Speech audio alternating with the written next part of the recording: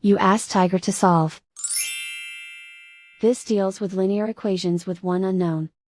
The final result is x equals 4. Let's solve it step by step. Group all constants on the right side of the equation.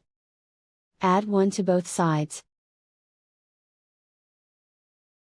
Simplify the arithmetic.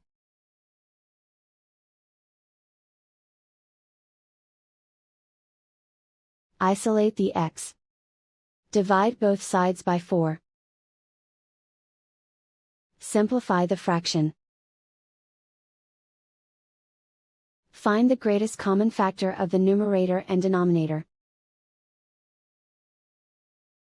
Factor out and cancel the greatest common factor.